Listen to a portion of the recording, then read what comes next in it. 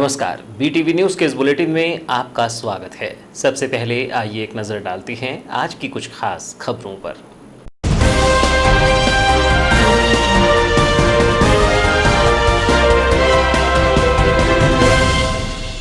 शहर में घूमने निकले थे युवक मगर मिली मौत। लालबर्रा रोड गायत्री मंदिर के पास घटित हुआ गंभीर हादसा। सड़क के किनारे खड़े ट्रक से टकराए बाइक सवार। घटना में एक युवक की मौत, 2 युवक हुए घायल। दोनों घायलों को किया गया बालाघाट रेफर। पूरे राज्य में फिर लॉकडाउन, सील होंगी पूरी सीमाएं। कोरोना की स्थिति गंभीर होने पर लगेगा लॉकडाउन। प्रत्येक रविवार को बंद रहेगा मार्केट। जिला प्रशासन तय करेगा लॉकडाउन पर फैसला। 11 जुलाई बालाघाट में जारी हो सकते हैं आदेश। वार्ड नंबर 10 में निजी कंपनी द्वारा टावर लगाए जाने का मामला। टावर लगाने का विरोध करने वालों को लेने पहुंची पुलिस। वार्ड वासियों ने मचाया हंगामा, पुलिस के खिलाफ जताया विरोध।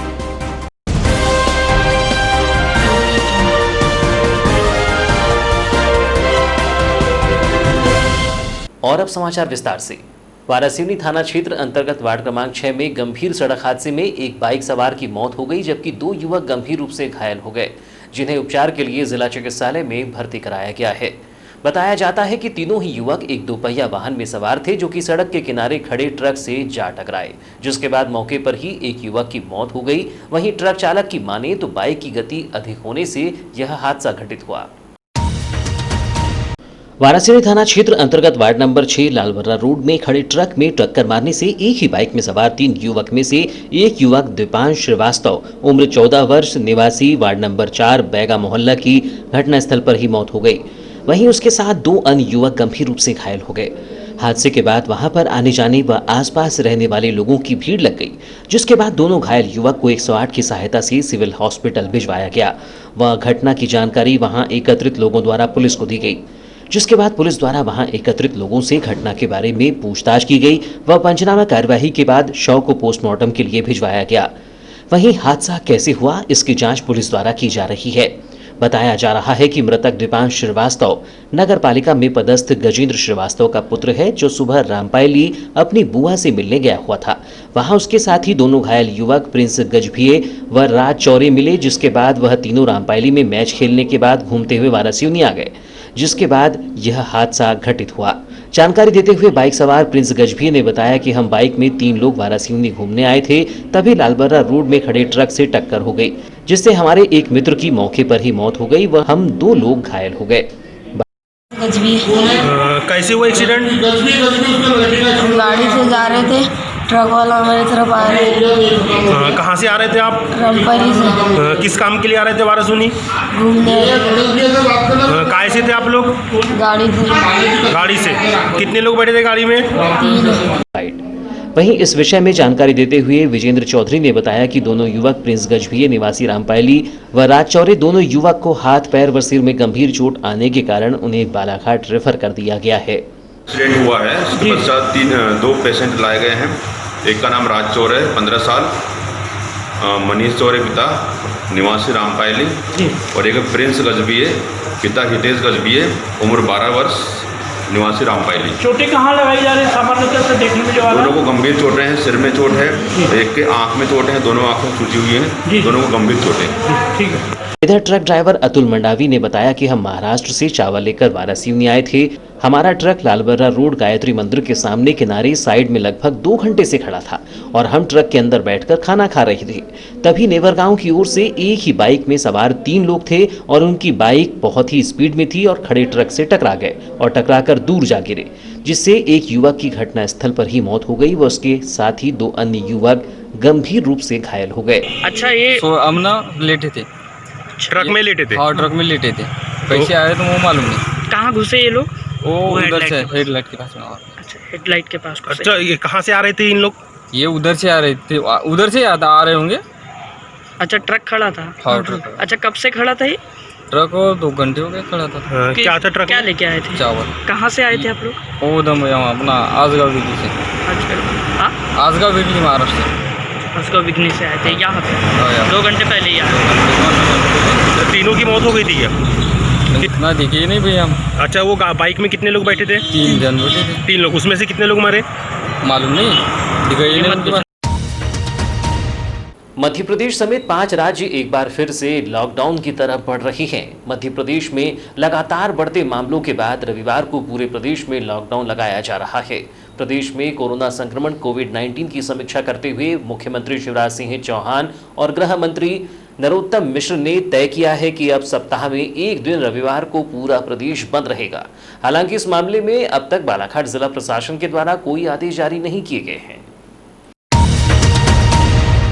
ज्ञात हो कि मध्य प्रदेश में पिछले 3 दिनों में 1100 से अधिक संक्रमित मरीज मिलने और जबकि एक ही दिन में 409 संक्रमित मरीज मिलने के बाद यह फैसला लिया जा रहा है।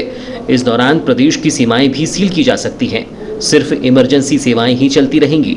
गृह विभाग के बाद भोपाल समेत सभी जिलों के कलेक्टर अपने अपने जिले के लिए एडवाइजरी जारी कर रहे हैं। गृह मंत्री नरोत्तम मिश्र के मुताबिक इस सप्ताह में एक दिन का लॉकडाउन ही माना जाए। सीमावर्ती जिलों के बाहर से आने वाले लोगों का फिर स्वास्थ्य परीक्षण किया जाएगा और संक्रमण की जांच होने के बाद ही प्रवेश दिया जाएगा। जानकारी के अनुसार प्रदेश में कोरोना केस की ग्रोथ रेट एक सप्ताह में 1.72% से बढ़कर 2.01% हो गई है। सबसे ज्यादा मामले बड़वानी, मुरैना समेत सीमावर्ती जिलों में बढ़े हैं। प्रशासन सख्ती से लॉकडाउन का पालन कराने जा रहा है। इस दौरान मास्क लगाने एवं डिस्टेंसिंग का कड़ाई से पालन करने के निर्देशों के साथ अन्य पाबंदियां भी लगाई जा सकती हैं। नियम नहीं मानने वालों पर भारी भरकम जुर्माना भी हो सकता है। जानकारी के अनुसार मध्य प्रदेश में कुल 16,036 मरीज हो गए हैं, जबकि 11,987 ठीक हुए हैं। मरने वालों का आंकड़ा भी 629 पहुंच गया है। जबकि बालाघाट जिले की बात करें तो यहां लगातार कोरोना पॉजिटिव मरीजों की संख्या में वृद्धि हो रही है। आपको बता दें कि अब तक बालाघाट जिले में कोरोना पॉजिटिव कुल 47 मरीज पाए गए हैं, जिसमें अब तक 29 मरीज ठीक होकर अपने घर जा चुके हैं, जिसमें अब 18 मरीजों का उपचार किया जा रहा है। बालाघाट जिले की बात की जाए तो यहाँ विदेश और अन्य राज्यों से पहुंचे संक्रमितों की संख्या अधिक है। वहीं प्रदेश सरकार द्वारा जारी किए गए आदेशों को लेकर बालाघाट जिला प्रशासन के द्वारा 11 जुलाई को आदेश जारी किए जाने के संकेत मिले हैं। शहर के वार्ड नंबर 10 में मोबाइल टावर लगाए जाने का मामला दिन प्रतिदिन तूल पकड़ता जा रहा है। शुक्रवार की सुबह कोतवाली पुलिस का स्टाफ कुछ लोगों को थाने ले जाने के लिए पहुंचा। इस दौरान स्थानीय जनों ने विरोध कर दिया और हंगामा किया कि सभी को पुलिस थाने लेकर जाएं। गौरतलब हो कि नगर के वार्ड नंबर 10 में मोबाइल टावर लगाने का मामला तूल पकड़ता जा रहा है। यह मामला 10 जुलाई को कुछ ज्यादा ही बढ़ गया, जब यहां के रहवासियों को इस बात की जानकारी लगी कि मोबाइल कंपनी के टावर का सामान छात्रावास पहुंच गया है। इस बात की जानकारी लगते ही पूरे मोहल्ले वासी एक बार फिर सड़कों पर उतर आए और विरोध प्रदर्शन करना प्रारंभ कर दिया। रहवासियों ने बताया कि आदिवासी बालक छात्रावास व घनी आबादी एवं सकरी गली के मकान रहमान खान के मकान पर मोबाइल टावर लगाया जा रहा है। इसके विरोध में स्थानीय रहवासियों ने 8 जुलाई को मोबाइल टावर न लगाए जाने की मांग को लेकर कलेक्टर कार्यालय पहुंचकर ज्ञापन भी सौंपा था। टावर कंपनी व मकान मालिक द्वारा टावर लगाने के पहले मोहल्ले के किसी भी व्यक्ति से कोई जानकारी व सहमति नहीं ली गई है। जी, आप पुलिस वाले आए हैं, आज कुछ लोगों को थाने ले आने की बात कर रहे हैं, क्या है मामला? ये टावर का मामला है। ये रहमान भाई के यहाँ पर टावर लग रहा है, इसकी प्लेन्स बिल्कुल कमजोर है। ये रूल्स नियम का कोई फॉलो नहीं हो रहा है। इसमें पूरी घनी आबादी है, हाई स्कूल पास में है, बालाघाट हॉस्पिटल वाले 2-2 छात्रावास पास में है और कोई रूल्स का अभी पुलिस वाले आए थे, क्यों आए हैं? ये शायद लोगों ने शिकायत की होगी, इसलिए आए हैं। कितने लोग को ले आने की बात कर रहे हैं? 5 लोगों को ले आने की बात कर रहे हैं। तो आप लोग क्या बोल रहे हैं? हम लोग यहीं पर आकर किया जाए, यहीं जा रहे हैं। मोहल्ले वाले डॉक्टर साहब आपसे अभी ये गाड़ी जमी है बोले, इस पर अभी हम काम रुकवा रहे हैं। हाँ अपने असिस्टेंट को बोला था जी, फिर उसके साइड करने परमिशन नहीं दे रहे हैं हम अभी, लेकिन काम रुक जाएगा। तो मेरे संज्ञान में ये मामला आया था कि कलेक्टर ने साफ मना कर दिया है कि मैंने परमिशन दी है, मैं निरस्त नहीं करता। हाँ, उन्होंने बोले मैंने अभी ही कल ही परमिशन दी है एकदम। कई पार्षद का नाम बता रहे हैं, किसी का बता रहे हैं। लेकिन अभी फिलहाल के लिए काम रुक जाएगा। तो रुक गया काम क्या?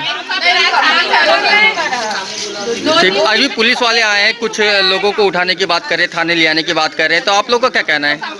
करे थे करके ये गलत है। ये तो इसका बेस देखिए आप, कुछ भी बेस नहीं है। एक कुछ अर्थक्वेक आया हमारे ऊपर गिर गया तो किसका होगा। मोबाइल टावर पर हंगामे की जानकारी मिलने पर वार्ड के पूर्व पार्षद शेख साबिर बताते हैं कि वार्ड वासियों द्वारा उन्हें एक आवेदन किया गया कि उनके वार्ड में टावर नहीं लगना चाहिए। इसके बाद उनके द्वारा टावर लगाए जाने वाले मकान मालिक से चर्चा की गई तो उन्होंने बताया कि उनके पास इस कार्य की अनुमति है। और क्या विवाद है? मुझे 6 तारीख के संज्ञान में आया वार्ड क्रमांक। अरे 2 मिनट चुप रहते क्या? संज्ञान में आया कि वार्ड क्रमांक टावर लगा पर मेरे पास जब वार्ड के कुछ लोग आए आवेदन देने, वार्ड नंबर 10 के कुछ लोग आए, मेरे को बताया भाजन यहाँ टावर लग रहा है रिलायंस कंपनी का। तो मैंने कहा यार अब इसके बारे में तो मुझे नहीं मालूम, अब आप बता रहे हो तो मैंने कहा एक लेटर मेरे को दे दो। उन्होंने दिया मेरे को लेटर। क्या लग रहा है टावर, जब मेरे को पता चला मैंने उनसे पूछा कि भाई आप टावर किस बेस पे लगा रहे थे। बोले हमने 2019 के तहत प्रशासन से परमिशन ली। समझे? तो मैंने कहा मेरे को परमिशन के काफी लाके जो मेरे को अभी तक के लाके नहीं। अच्छा, फिर मैंने मुख्य नगर पालिका अधिकारी से पूछा कि भाई आपने किसी बेस पे तो परमिशन दी है क्या? तो इन्होंने नहीं बोल दी। जब इन्होंने नहीं बोल दी तो फिर मैंने इंजीनियर साहब से पूछा आपने दी हो क्या कुछ टावर की परमिशन? तो बोले नहीं। तो नहीं तो उसके बाद फिर ये मेरे को मिला ही नहीं। फिर मुझे एसआई साहब ने बुलाया, समझे? एसआई साहब ने बुलाया तो कहने लगे क्या आपके वार्ड में टावर लग रहा है रिलायंस का। मैंने कहा मेरे वार्ड के कुछ लोग आए थे, उनसे मेरे को जानकारी लगी है और ये इन्होंने अभी फ़ोन करके बुलाया, समझे? तो बोले आपको कोई आपत्ति की नहीं? भी मेरे कहा देखो किसी के घर में लग रहा है आपत्ति की तो बात हो, अगर आजू बाजू वालों ने कोई आपत्ति दर्ज कराए तो उनसे आप मिलो। कोतवाली थाने से पहुंचे प्रधान आरक्षक कुंवरलाल पटले ने बताया कि उन्हें आदेशित किया गया है कि दोनों पक्ष के 5-5 लोगों को लेकर आएं। इसी आदेश के अनुसार वे यहाँ लोगों को लिया जा रहा है। कितने लोगों को लिया जा रहा है, क्या बोले हैं? कितने लोगों को थाने लिया? तो ये तो बोल रहे पूरे वार्ड वासी के हम 5 लोग नहीं आएंगे, पूरे के पूरे को थाने लेके जाओ। तो अभी क्या बोल रहे हैं वार्ड वासी, क्या बोल रहे हैं? तो आप कैसा करेंगे? आप पुलिस का ठीक। नगर के वार्ड नंबर 15 निवासी शुभम पगारिया से अज्ञात व्यक्ति द्वारा हल्दीराम का सेल्स मैनेजर बताकर हल्दीराम की डिस्ट्रीब्यूशनशिप सिलेक्शन होने का हवाला देकर 25,600 रुपये की धोखाधड़ी की गई, जिसकी शिकायत शुभम पगारिया द्वारा कोतवाली थाने में दी गई। पुलिस ने अज्ञात व्यक्ति के खिलाफ धारा 420 आईपीसी के तहत मामला कायम कर जाँच की जा रही है। इस संबंध में पुलिस के अनुसार शुभम ने बताया कि हल्दीराम की डिस्ट्रीब्यूशनशिप लेने की चाह में हल्दीराम का कॉन्टैक्ट नंबर गूगल में सर्च किया गया, जिसमें कॉन्टैक्ट नंबर 9830186019 से 3 जुलाई को चर्चा हुई, जिसने अपने को हल्दीराम का सेल्स मैनेजर बताकर और आगे की प्रोसेस के लिए दूसरा नंबर 9830812352 दिया और अपना नाम अमित कुमार वर्मा बताया। उसके द्वारा पंजीयन व उसकी आगे की प्रक्रिया बताते हुए मेरा आईडी प्रूफ व अन्य जानकारी ऑनलाइन बुलाने मेल पर डालने को कहा। उसके द्वारा फोन कर 5 जुलाई को डिस्ट्रीब्यूशनशिप सिलेक्शन होना बताकर एक खाता नंबर देकर 25,600 रुपये जमा करने को कहा, जिससे मेरे द्वारा उनकी बात को सच मानते हुए उसके दिए गए खाते नंबर पर राशि जमा कर दी गई, जिसकी पेमेंट रसीद भी प्राप्त हुई। रसीद में दी गई जीएसटी नंबर को देखकर उसका नंबर सर्च किया गया तो इनवैलिड दिखाने पर शंका हुई, जिसके बाद उस नंबर पर अमित कुमार वर्मा से बात की गई तो उसके द्वारा मुझे 1,25,000 रुपये सुरक्षा के नाम से जमा करने गूगल द्वारा ट्रांसफर करने को कहा गया, जिससे अपने परिचितों से नागपुर हल्दीराम ऑफिस में पता कराया तो उसकी जानकारी मिली कि अमित नाम का कोई कर्मचारी नहीं है और उनके द्वारा बताया गया कि हमारी पंजीयन प्रक्रिया ऑनलाइन नहीं होती है। शुभम ने बताया कि उसके बाद हल्दीराम के एरिया सेल्स मैनेजर से बात की गई, जिसने बताया कि किसी व्यक्ति के द्वारा धोखाधड़ी की गई है, जिससे 9 जुलाई को कोतवाली में शिकायत दर्ज कराई गई। मामले में कोतवाली थाना प्रभारी विजय सिंह परस्ते ने कहा कि शुभम पगारिया द्वारा हल्दीराम का सेल्स मैनेजर बताकर अज्ञात व्यक्ति द्वारा धोखाधड़ी करने की शिकायत दी गई है, जिससे अज्ञात के खिलाफ धारा 420 का मामला दर्ज कर पतासाजी की जा रही है। फरियादी शुभम पगारिया, ये नूपुर ज्वेलर्स वाले हैं जो बालाघाट शहर के मुख्य मार्केट में इनका निवास है और नूपुर ज्वेलर्स के नाम से भी इनके यहाँ धंधा चलता है। ये कल दिनांक 9/7/2020 को थाने पर आए और एक आवेदन पत्र इन्होंने इस आशा का दिया कि दिनांक 3/7/2020 को ये अपने मोबाइल में गूगल पर हल्दीराम जो कंपनी है जिसके बिस्किट्स और नमकीन वगैरह आते हैं उसको सर्च कर रहे थे। जब वो गूगल में गए तो गूगल में उनको एक नंबर मिला हल्दीराम के नाम से। उस नंबर को उन्होंने डायल किया तो एक व्यक्ति से बात हुई जिसने हल्दीराम का एक प्रतिनिधि बताया। बाद में उसने अपना सेल्स मैनेजर भी बताया और इनकी बातचीत होती रही और उस दौरान जो है उसने फरियादी ने अपनी ये बात रखी कि वो बालाघाट में हल्दीराम की लीडरशिप लेना चाहता है, डीलरशिप लेना चाहता है। और तो उस व्यक्ति ने जो है अपने आप को हल्दीराम का प्रतिनिधि बता करके डीलरशिप दिलाने के लिए बात कही और फिर उनने टर्म्स एंड कंडीशन बताई दी आवेदक को। टर्म्स एंड कंडीशन पढ़ने के बाद जो है फरियादी एग्री हो गए और उन्होंने फिर से 4 तारीख को बात की और 4 तारीख को बात हुई तो उन्होंने कहा कि ठीक है, आपकी जो फॉर्म भरकर देने की प्रक्रिया है वो फॉर्म फिलअप कर दीजिए। उन्होंने फॉर्म फिलअप कर दिया और उसके बाद जो उन्होंने कहा कि आपको रजिस्ट्रेशन कराने के लिए 25,000 रुपये डालने पड़ेंगे। तो फरियादी शुभम पगारिया ने 25,000 रुपये फ़ोनपे के माध्यम से डाल दिया। उसके बाद 6 तारीख को फिर हल्दीराम के उस प्रतिनिधि से बात हुई इनकी और उन्होंने कहा कि आपका जो है रजिस्ट्रेशन पक्का हो गया है, अब आपको इसमें सिक्योरिटी मनी के रूप में 1,25,000 रुपये जमा करने पड़ेंगे, ऐसा बताया। और उसके बाद फरियादी ने कहा कि ठीक है, लेकिन बाद में जो है फरियादी को संशय हुआ कि ये कोई ऐसा व्यक्ति है जो फ्रॉड कर रहा है मेरे साथ। उसने जो GST नंबर वगैरह दिया हुआ था उसको उसने सर्च किया, जिस GST में कोई भी नंबर नहीं होना पाएगा। और इस पर उसने जो है कल 9 तारीख को आकर के थाने में एक आवेदन दिया है और आवेदन पर से धारा 420 अज्ञात व्यक्ति के विरुद्ध पंजीबद्ध विवेचना की गई है। बालाघाट नगर के प्रमुख मोती गार्डन का सौंदर्यीकरण कार्य किया जा रहा है। गार्डन में सड़क मार्ग की ओर से बाउंड्री वॉल निर्माण का कार्य पूर्ण हो गया है और गार्डन के अंदर ग्रास लगाने का कार्य किया जा रहा है। 10 जुलाई को कलेक्टर दीपक आर्य व अपर कलेक्टर राघवेंद्र सिंह ने मोती गार्डन का निरीक्षण कर निर्माण कार्य की गतिविधियों का जायजा लिया। इस दौरान नगर पालिका सीएमओ दिनेश बागमारे, उपयंत्री सुरेंद्र हंगडाली भी मौजूद रहे। गौरतलब हो कि मोती गार्डन के सौंदर्यीकरण का कार्य करीब 4 से 5 माह से चल रहा है। लॉकडाउन के समय काम बंद रहने से काम प्रभावित हुआ, लेकिन अनलॉक के बाद कार्य प्रारंभ कर दिया गया। गार्डन में लाइट लगाने व पिचिंग एवं घास लगाने का कार्य किया जा रहा है। गार्डन के अंदर ही फ्रेड कैफे के लिए दुकान बनाई गई है, जिसका आवंटन भी ग्रामीण आजीविका मिशन व शहरी आजीविका मिशन को कर दिया गया है। गार्डन में कलेक्टर व नगर पालिका प्रशासक दीपक आर्य के मार्गदर्शन में निर्माण कार्य कराया जा रहा है, जिससे समय समय पर कलेक्टर आर्य द्वारा गार्डन में हो रहे निर्माण कार्यों का जायजा भी लिया जा रहा है। इस बारे में नगर पालिका सीएमओ दिनेश बागमारे ने बताया कि मोती गार्डन पहले अस्त व्यस्त था, जिसे सुंदर बनाने का कार्य किया जा रहा है।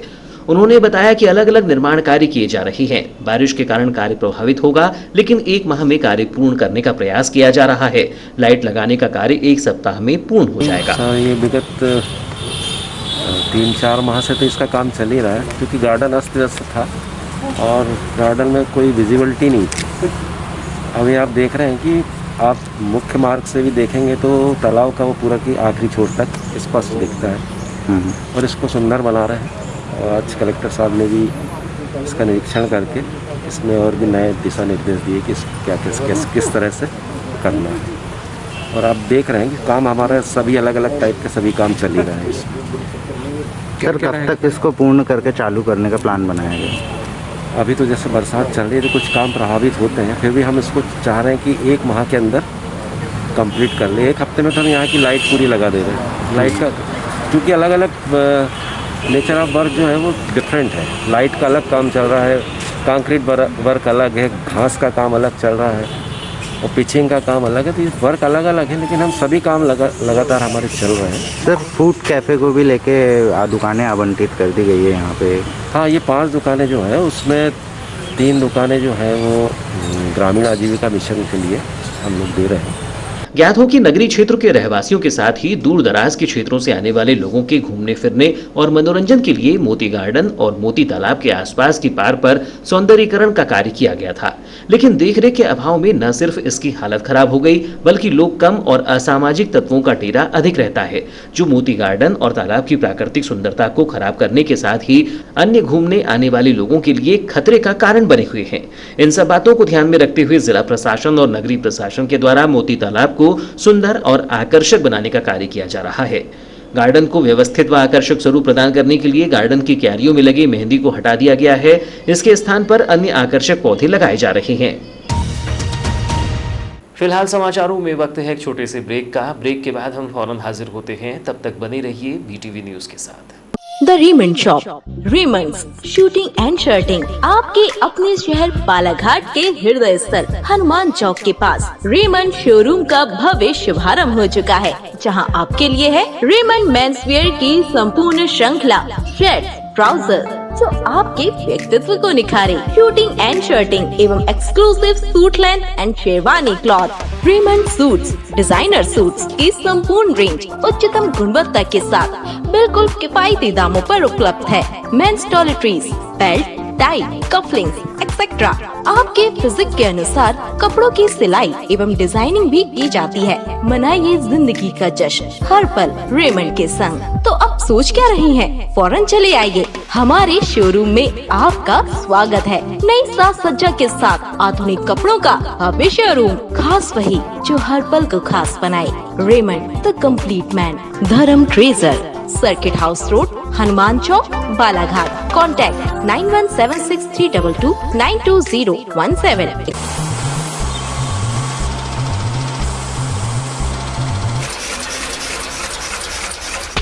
बालाघाट जिले की निष्पक्ष निर्भीक खबरों के लिए पढ़ते रहें जिले का सर्वाधिक लोकप्रिय विश्वसनीय अखबार दिव्य एक्सप्रेस। बालाघाट, छिंदवाड़ा, सिवनी, बैतूल, नरसिंहपुर, मंडला जिलों से प्रसारित।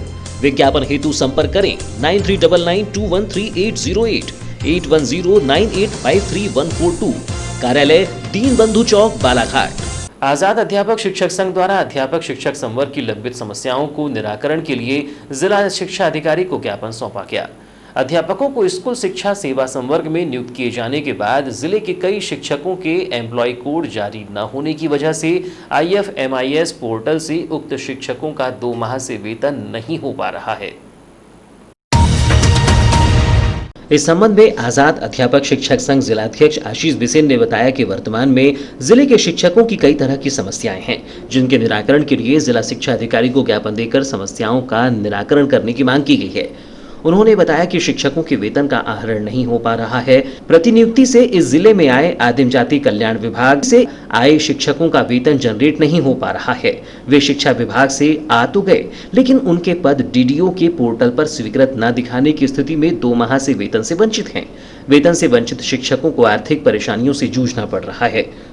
उन्होंने बताया कि जिले के 36 उच्च माध्यमिक शिक्षकों के क्रमोन्नति के प्रकरण विगत 6 माह पहले जिला शिक्षा अधिकारी कार्यालय में जिले के विभिन्न स्कूलों से भेजे गए थे, लेकिन आज तक उन 36 शिक्षकों के अंशदान राशि में हर माह नुकसान हो रहा है, जिसकी भरपाई करना बाद में संभव नहीं है। इस तरह जिले के विभिन्न स्कूलों से भेजे गए प्राथमिक शिक्षकों के क्रमोन्नति के प्रकरण भी जिला शिक्षा अधिकारी कार्यालय में अब तक लंबित रूप से मांगे हैं। हमारी मांगे जो हैं, वर्तमान में शिक्षकों की जिले में कई प्रकार की समस्याएं हैं। जो सबसे पहला मुद्दा है, उसमें वेतन का आहरण नहीं हो पा रहा है 2 महीने से, और वो भी विभिन्न तरह से नहीं हो पा रहा है। जैसे हमारे प्रतिनियुक्ति से इस जिले में आए हुए आदिम जाति कल्याण विभाग से आए हुए शिक्षक हैं, उनके वेतन जनरेट नहीं हो पा रहे हैं। कारण ये बताया जा रहा है कि जो IFMIS पोर्टल है, उसमें उनके जो पद हैं वो स्वीकृत नहीं दिखाए जा रहे हैं। ऐसी परिस्थिति में जब तक उनके पद स्वीकृत नहीं होंगे पोर्टल में, तब तक उनके वेतन की समस्या नहीं सुलझेगी। अभी तक उनको 2 महीने से वेतन नहीं मिल रहा है।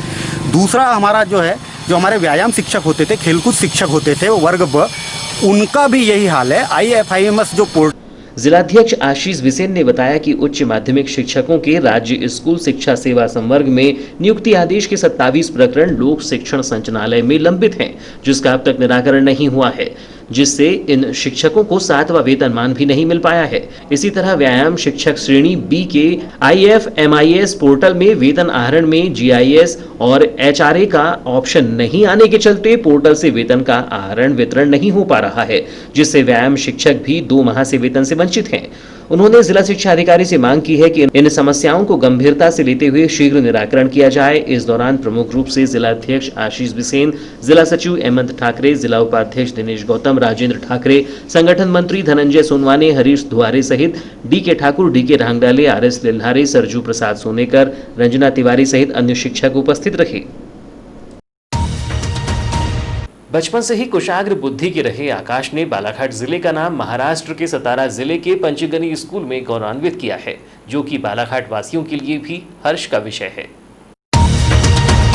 नगर के महावीर चौक निवासी गणपति ज्वेलर्स के संचालक प्रवेश वैद्य एवं ज्योति वैद्य के होनहार पुत्र आकाश विगत 3 वर्षों से पंचगनी के सेंट पीटर्स स्कूल में अध्ययनरत हैं एवं विगत माह पूर्व ही ICSE 10वीं बोर्ड के कॉमर्स विषय में 90.16 अंक अर्जित कर उल्लेखनीय सफलता हासिल की है। 10 जुलाई को जारी हुए नतीजे के बाद आकाश के स्नेहीजनों ने उन्हें बधाई प्रेषित कर उनके उज्जवल भविष्य की कामना की है। इस अवसर पर आकाश ने अपनी सफलता का श्रेय माता पिता, दादी सां सीमा देवी और गुरुजनों को देते हुए कहा कि स्कूल के प्राचार्य विल्फर्ड नरोना हमेशा अध्ययन के प्रति उत्साहवर्धन करते रहते थे। वहीं कक्षा शिक्षक मैथ्यू सखारिया का भी विशेष योगदान रहा है। भविष्य में कुछ करने की चाह को लेकर आकाश का कहना है कि वह चार्टर्ड अकाउंटेंट बनना चाहते हैं, ताकि इस माध्यम से वह वित्तीय क्षेत्र में अपने कार्य से योगदान दे सकें। आकाश की सफलता पर ओजस, खुशबू, माही, दिव्यांश, भवी, रिद्धि, जीवा, यथार्थ के साथ ही सभी मित्रों ने उन्हें बधाइयां दी है। कोरोना महामारी के दुष्प्रभाव से अभी तक अछूता रहा परसवाड़ा क्षेत्र गत 9 जुलाई को कोरोना पॉजिटिव क्षेत्र की गिनती में शामिल हो गया है, जहां से पहला कोरोना पॉजिटिव केस जिला कोविड अस्पताल पहुंचा है। प्राप्त जानकारी के अनुसार परसवाड़ा मुख्यालय से करीब 15 किलोमीटर दूर परसवाड़ा से मंडला मार्ग में बसे ग्राम बारिया में उसी ग्राम का निवासी एक 42 वर्षीय व्यक्ति अलवर राजस्थान से वाया दिल्ली जबलपुर होते हुए गत 27 जून को ग्राम में पहुंचा, जहां की स्थानीय कोरोना फाइटर्स टीम ने सतर्कता बरतते हुए उसी ग्राम के ही एक स्कूल में उसे क्वारंटाइन कर दिया। वहीं नागपुर से अपने गृह ग्राम पहुंचे और एक युवक को भी स्कूल में ही क्वारंटाइन किया गया। इसी बीच मेडिकल टीम द्वारा दोनों व्यक्तियों को उनकी जांच के नमूने लेकर लैब भेज दिए गए। वहीं गत 8 जुलाई को उक्त दोनों व्यक्तियों को संदिग्ध मानते हुए पूरी निगरानी में क्वारंटाइन सेंटर परसवाड़ा में लाकर रखा गया। भेजे गए 2 नमूनों में एक रिपोर्ट के कोरोना पॉजिटिव आने पर प्रशासन तुरंत सक्रिय हुआ तथा मरीज के गृह ग्राम में पहुंचकर मरीज के संपर्क में आए संभावित व्यक्तियों की सूची तैयार कर उन्हें उनके ही घर में होम क्वारंटाइन किया गया। शाम होते होते जिला मुख्यालय बालाघाट की रेस्क्यू मेडिकल टीम भी अपने स्टाफ के साथ परसवाड़ा पहुंची। पहुंचने के बाद सबसे पहले कोरोना संक्रमित व्यक्ति के संभावित संपर्क में आए वे व्यक्ति जिन्हें उनके घर पर ही क्वारंटाइन किया गया था, उन्हें कोविड एम्बुलेंस से लाकर छात्रावास क्वारंटाइन सेंटर परसवाड़ा में रखा गया। तत्पश्चात कोरोना संक्रमित व्यक्ति को उसी कोविड एम्बुलेंस से जिला कोविड अस्पताल ले जाया गया। मरीज के जाने के तुरंत बाद क्वारंटाइन सेंटर को सैनिटाइज किया गया। फिलहाल उक्त क्वारंटाइन सेंटर में 6 अन्य व्यक्तियों को क्वारंटाइन किया गया है, जबकि छात्रावास क्वारंटाइन सेंटर में मरीज के संपर्क में आए संभावित 14 व्यक्तियों को रखा गया है, जिसमें उसकी पत्नी और 2 बच्चे भी शामिल हैं। इस पूरे मामले में अनुविभागीय अधिकारी राजस्व बैहर गुरु प्रसाद ने बताया कि फिलहाल उक्त बारिया क्षेत्र को सील कर दिया गया है तथा जिला कलेक्टर के आदेश उपरांत उक्त क्षेत्र को कंटेनमेंट जोन घोषित कर वहां रह रहे प्रत्येक परिवार के सदस्यों के स्वास्थ्य की जांच कर विशेष सर्वे किया जाएगा। रैपिड एक्शन टीम द्वारा लगातार उक्त कंटेनमेंट जोन पर निगरानी रखकर सतर्कता बरती जा रही है। दिल्ली से आया, तो जैसे ही दिल्ली से आया उसको पहले ही क्वारंटाइन कर लिया गया था और जो है कि कुछ दिनों बाद फिर इसका सैंपल लिया गया और सैंपल में वो पॉजिटिव आया गया। तो जो हमारे यहाँ पहले से प्रोसेस चल रहा है वो बहुत ही अच्छा है, जिससे कोई व्यक्ति भी बाहर से आता है तो तुरंत अपने परिवार या समाज के साथ या बाजार में जाना अलाउड नहीं होता है, वो क्वारंटाइन किया जाता है जिससे वो कम से कम लोगों को संक्रमित कर सके। इसके लिए सबसे पहले तो जो हमारा क्षेत्र नाटा का बोरिया गांव है उसको जो है कि सील कर दिया गया है, एक कंटेनमेंट जोन बनाया जाएगा। अभी कलेक्टर साहब के थोड़ी देर में आदेश आ जाएंगे, लेकिन उसके जो रास्ते हैं वो सब बंद कर दिया गया है। केवल लिखित तौर पर आदेश करना बाकी है। बाकी कंट्रोल रूम बनाया जाएगा और कंटेनमेंट जोन में आने वाले परिवारों की जो सर्वे की जाएगी, सबका मोबाइल नंबर लिया जाएगा और डेली उनसे ये पूछा जाएगा किसी को कोई भी सिम्टम है क्या, सर्दी, खांसी, जुकाम, जिससे उनका तुरंत जो है इलाज किया जा सके। इसके लिए एक रैपिड एक्शन टीम भी बनती है जिसमें डॉक्टर्स रहते हैं। अगर हमारे आंगनवाड़ी कार्यकर्ता, आशा कार्यकर्ता ऐसा बताती हैं कि कोई व्यक्ति में सिम्टम है तो रैपिड एक्शन टीम जाती है और उनका उपचार करती है और ज़रूरत पड़ने पे उनको आइसोलेशन में रखा जाता है और उनकी सैम्पलिंग भी की जाती है। सर, मरीज के साथ और कौन आया हुआ था दिल्ली से? देखिए, मरीज जो है बेसिकली राजस्थान से आया हुआ था। राजस्थान से दिल्ली आया, दिल्ली से जबलपुर आया और जबलपुर से जो है कि अपने क्षेत्र में आया। तो वो जो है बहुत सारे लोग उसके साथ आए, मिले, लेकिन उसमें से मरीज के साथ केवल और केवल वो स्वयं अपने ज़िले में आया और एक और व्यक्ति ज़िले में आया जिसका जो बालाघाट में है, हमारे तहसील में नहीं है। तो ये व्यक्ति अकेले ही आया। जो बालाघाट वाले व्यक्ति को छुड़ा दे तो हमारे तहसील में स्वयं अकेले ही आया। लॉकडाउन के बाद सरकार द्वारा नवंबर 2020 तक गरीबी रेखा के नीचे निवास करने वाले धारकों को राशन देने की बात कही गई है, लेकिन लोग सोसाइटी के लिए पीडीएस के चावल को खाने के बजाय मार्केट में अच्छी खासी कीमत में बेचने का कार्य चोरी छुपे कर रहे हैं। लॉकडाउन के समय व्यापारियों द्वारा पीडीएस का चावल ब्लैक में खरीदने की जानकारी मिलने पर तमाम जगहों पर जिला प्रशासन द्वारा छापेमार कार्रवाई कर पीडीएस के चावल को जब्त किया गया था एवं पीडीएस का चावल खरीदने वाले व्यापारियों एवं बेचने वाले धारकों पर कार्रवाई की गई थी। यही नहीं, कई धारकों के राशन कार्ड भी निरस्त कर दिए गए थे, लेकिन उसके बाद भी व्यापारियों एवं कार्ड धारकों का आंख मिचौली का खेल चोरी चुपके प्रारंभ है और पीडीएस के चावल खरीदने का कार्य अभी जमकर फल फूल रहा है। बीती रात्रि निकटस्थ क्षेत्र मेहंदीवाड़ा में स्थित लक्ष्मी राइस उद्योग में पीडीएस का 8 बोरी चावल पड़ा हुआ पाया गया, जिसकी सूचना मिलने पर एसडीएम संदीप सिंह के निर्देश पर वारासिवनी तहसीलदार राजेंद्र टेकाम ने खाद्य निरीक्षक व राजस्व अमले के साथ रात्रि लगभग 9 बजे लक्ष्मी राइस उद्योग मेहंदीवाड़ा पहुंचे, जहां पर मिल परिसर में शटर के सामने 8 बोरियों में पीडीएस सार्वजनिक वितरण प्रणाली के तहत दिया जाने वाला चावल रखा हुआ था। अधिकारियों द्वारा जब इस संबंध में राइस मिल संचालक हुलेश कटरी से पूछताछ की गई तो उसने उक्त बोरियों को किसी अज्ञात व्यक्ति द्वारा रख कर जाने की बात कहकर अपनी होने से इनकार कर दिया। उसका कहना था कि वह शाम को ही अपनी मिल बंद कर घर चला गया था। वहीं खाद्य निरीक्षक द्वारा चावल की बोरियों की जांच कर उनके पीडीएस के चावल होने की पुष्टि की गई और 8 बोरी चावल को जब्त कर अज्ञात व्यक्ति के खिलाफ प्रकरण बनाया गया। हैरत की बात यह है कि जिस समय यह घटना हुई उस दौरान मिल परिसर में कोई चौकीदार भी मौजूद नहीं था। वहीं मौके से कुछ ही दूरी पर लगे सीसीटीवी कैमरे के खराब होने की बात मिल संचालक द्वारा बताए जाने पर कई तरह के सवाल जन्म ले रहे हैं। इसके बाद तहसीलदार व खाद्य निरीक्षक दोनों ने मिलकर परिसर के अंदर पहुंचकर जांच पड़ताल की। बताया जाता है कि वहां पर भी पीडीएस के लगभग 20 बोरों में चावल भरा हुआ था, लेकिन इन चावल के बोरों की अधिकारियों द्वारा कोई जब्ती नहीं बनाई गई, जबकि इस मौके पर उपस्थित मीडिया कर्मियों ने मिल के अंदर रखे हुए पीडीएस के चावल के बोरों को भी जब्त कर उसकी जब्ती बनाने की बात कही थी। लेकिन तहसीलदार राजेंद्र टेकाम द्वारा खाद्य अधिकारी द्वारा कार्यवाही करने की बात कहते हुए कोई कार्यवाही नहीं की गई, जिससे उनके द्वारा की गई पूरी कार्यवाही ही संदेह के घेरे में आ गई। मामले में तहसीलदार राजेंद्र टेकाम ने बताया कि सूचना मिली थी कि मेहंदीवाड़ा में लक्ष्मी राइस उद्योग के सामने पीडीएस के चावल की बोरियां पड़ी हैं, जिस पर कर्मचारी भेजकर पता लगवाया गया और फिर मैंने स्वयं आकर मिल संचालक से इस संबंध में पूछा तो उन्होंने बताया कि मिल बंद थी, चपरासी नहीं है। किसने चावल की बोरियां फेंक कर गया है नहीं पता, जिस पर अज्ञात व्यक्ति के नाम पर केस बनाकर बोरियों को जब्त किया गया है। इसमें हमें संज्ञान में जैसी आया सूचना मिली कि राइस मिल में जो है पीडीएस की बोरियां पड़ी हुई हैं यहाँ, तो हमने अपने कर्मचारियों को भेजा यहाँ। कर्मचारियों से जानकारी ली गई तो कर्मचारियों ने बताया कि बाहर पड़ी हुई है, तो मैंने बोला कि अंदर जांच करवाएं, उनको बुलाएं। तो क्या नाम है राइस मिल का और कितनी? लक्ष्मी राइस मिल है।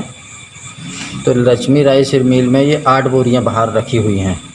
उनसे जानकारी ली गई तो उनका कहना है कि हमने नहीं रखा, किसी ने ला के रखा हुआ, मिल बंद थी। तो जानकारी हमारे पास चौकीदार भी नहीं था, इसलिए जानकारी नहीं है, उनका कहना है। हमने फूड विभाग को बुलाया है, फूड विभाग से फूड इंस्पेक्टर आए हुए हैं और इसमें जांच करवाई है। जांच करवाने के बाद में उनकी कार्रवाई की जा रही है। वारासिवनी खैरलांची विधानसभा क्षेत्र के विधायक प्रदीप जायसवाल ने शुक्रवार को ग्राम सेलवट पार पहुंचकर गत 26 जून को कार की चपेट में आने से मृत हुए 3 युवकों के घर में जाकर उनके परिजनों से भेंट की और इस दुखद हादसे पर गहन शोक व्यक्त करते हुए पीड़ित परिजनों को सांत्वना दी। वहीं तीनों पीड़ित परिवारों को तात्कालिक सहायता के रूप में 10-10 हजार रुपये की राशि देते हुए शासन से भी हर संभव मदद दिलाने का आश्वासन दिया।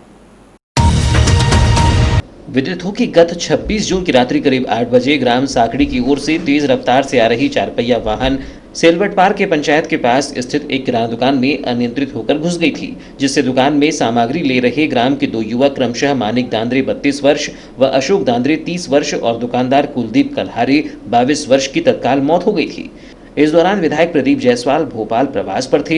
शुक्रवार को भोपाल प्रवास से लौटने के बाद विधायक जायसवाल अपने साथियों के साथ गोकुल प्रसाद गौतम व मोहम्मद दाऊद मंसूरी के साथ ग्राम सेलवट पार पहुंचे, जहां उन्होंने तीनों मृतकों के परिवार से मिलकर मृतकों को श्रद्धांजलि अर्पित कर मृतकों के परिजनों को ढांढस बंधाया। कि अब जानते हैं सेलवट पार मेरे विधानसभा क्षेत्र में आता है और चूँकि मैं भोपाल प्रवास पे था, लेकिन वहीं मुझे जानकारी मिली थी कि सेलवट पार में एक बड़ी अजीब दुर्घटना हुई कि दुकान में किराना दुकान में बैठे हुए लोग बैठे थे और वहाँ पर किसी वाहन चालक गाड़ी लेके आ रहा था। शायद जैसे भी दुर्घटना हुई वो दुकान में जाके घुस गई।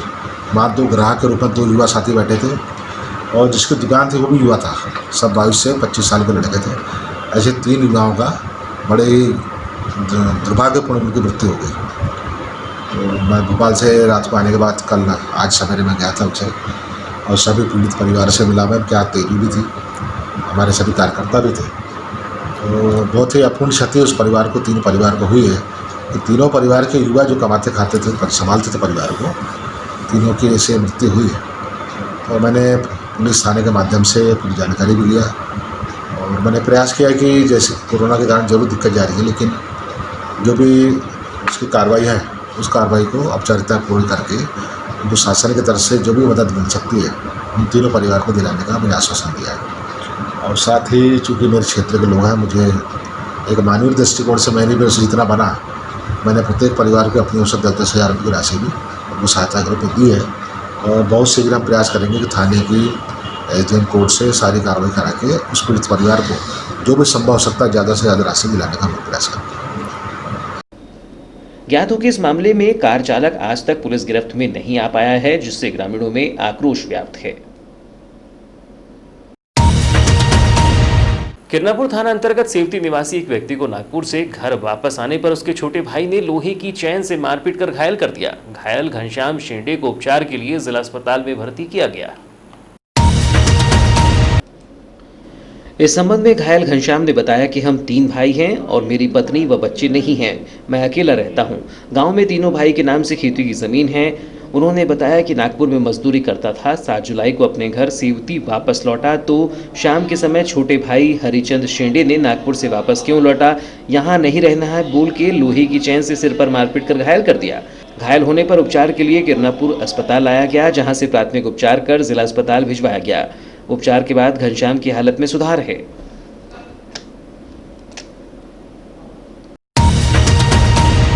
वीटीवी की नन्ही दर्शिका दक्षिता हटवार का 10 जुलाई को 7वां जन्मदिन है। इनके जन्मदिन के अवसर पर पापा संतोष, मम्मी अंकिता, भाई रुद्र, दादी, चाचा चाची एवं समस्त परिवार सहित वीटीवी परिवार भी बधाई प्रेषित करता है। आपको जन्मदिन की हार्दिक शुभकामनाएं दक्षिता।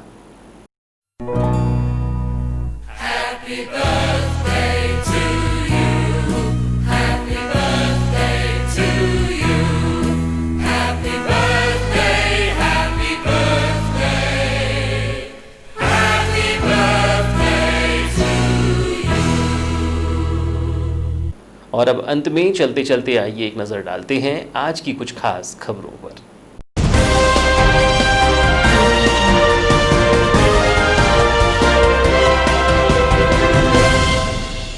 शहर में घूमने निकले थे युवक मगर मिली मौत। लालबर्रा रोड गायत्री मंदिर के पास घटित हुआ गंभीर हादसा। सड़क के किनारे खड़े ट्रक से टकराए बाइक सवार। घटना में एक युवक की मौत, 2 युवक हुए घायल। दोनों घायलों को किया गया बालाघाट रेफर।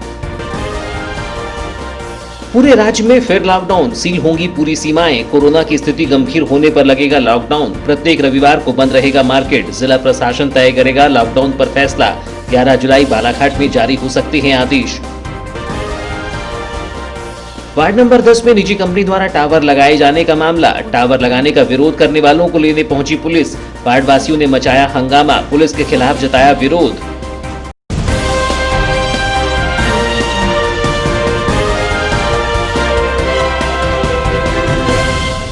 तो ये थी अब तक की खबरें। नई खबरों के साथ एक बार फिर हम हाजिर होंगे, तब तक के लिए दीजिए इजाजत। नमस्कार।